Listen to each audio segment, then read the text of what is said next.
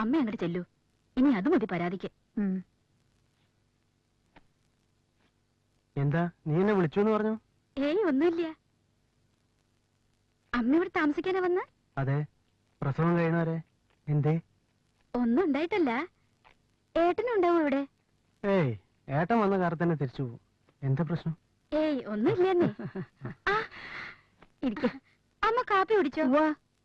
കുഞ്ഞുമോൻ എന്തേടാ? അവനെ ഏട്ടന്റെ അടുത്തുണ്ട് അമ്മ. അടുത്ത പ്രാവശ്യം മോൻ വരുമ്പോ വലിച്ച നല്ല വാസനയുള്ള ഒരു ചുവന്ന റോസാപ്പൂ തരും. മിഠായി തരൂ? മിഠായും തരും. അവൻ വലിയ മിഠായി കൊതിയനാ. ശിവനും അങ്ങനെ ആയിരുന്നു ചെറുപ്പത്തില്. പുറത്തു പോയി വരുമ്പോ കൈ നീട്ടും. കൊടുത്തില്ലെങ്കിൽ അന്ന് മുഴുവൻ കരയും. എന്നും മിഠായി വാങ്ങാനുള്ള ഒരു ഇത്തിരി ബുദ്ധിമുട്ടുള്ള കാലമായിരുന്നു അത്.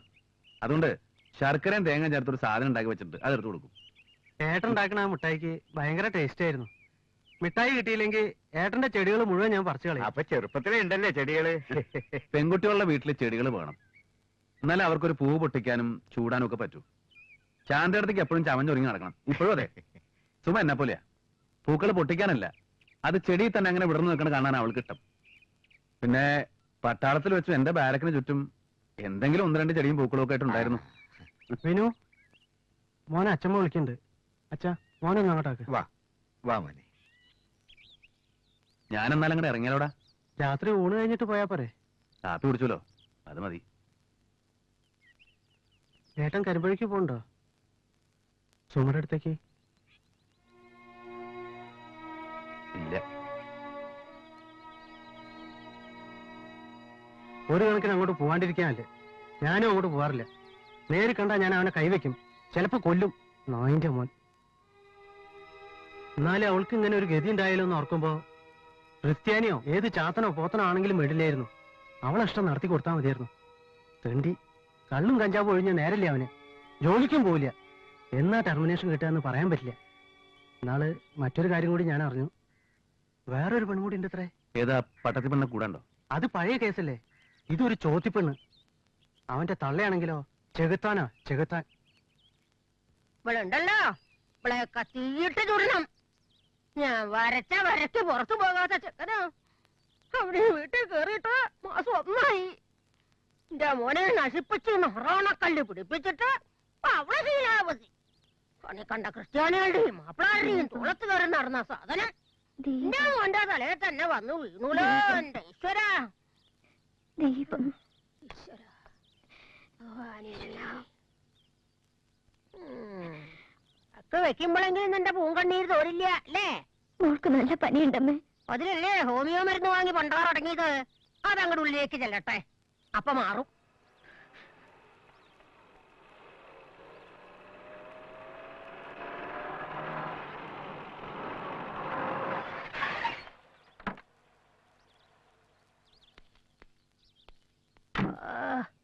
ഞങ്ങൾ എഴുന്നള്ളിതാ.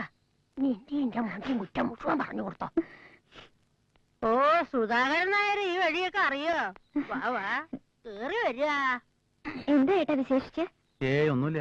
അമ്മയ്ക്ക് ബിന്ദുവിന്റെ അടുത്ത് ഒരാഴ്ച വന്ന് നിൽക്കണമെന്ന് കൊണ്ടാക്കിയിട്ട് വരണ വഴിയാ. ഞാൻ വിചാരിച്ചു ഏട്ടന് കല്യാണം വല്ലതും ആയിന്ന്. ഇരിക്കൂ സുധാകരൻ നായരെ.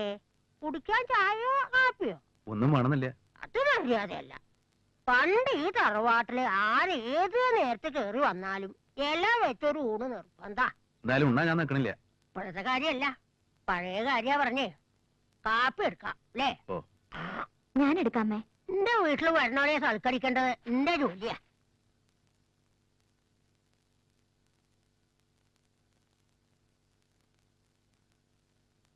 മോളോ? അവള് സന്ധ്യയ്ക്ക് മുമ്പ് ഉറങ്ങി.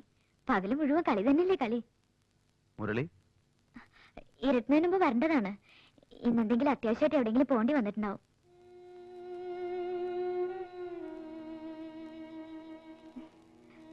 നീ വല്ലാണ്ട് ക്ഷീണിച്ചു പോയല്ലോ. ഏട്ടന് തോന്നണതാ. മുരളിയേട്ടൻ പറയണത് ഞാൻ തടിച്ചു വരികയെന്നാ. ഇടയ്ക്ക് 3-4 ദിവസം നിനക്ക് മോക്കും വീട്ടിൽ വന്ന് നിന്നൂടെ? നല്ല കാര്യായി. ഞാനും മോളും ഇല്ലെങ്കിൽ മുരളിയേട്ടന് വലിയ പ്രയാസാ. ഞങ്ങൾ 3 പേരും കൂടി വരുമ്പോ അമ്മ ഒറ്റയ്ക്കാവും. അമ്മയ്ക്ക് ഇപ്പൊ ഞാനും മോളും ഇല്ലെങ്കിൽ മതി. ഇനി ഏട്ടൻ നിന്നെ കൂടെ നുണ പറയിക്കുന്നില്ല. എല്ലാം അറിയാം ഏട്ടന്.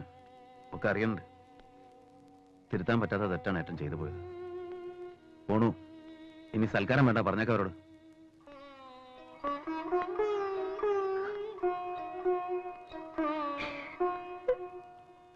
you.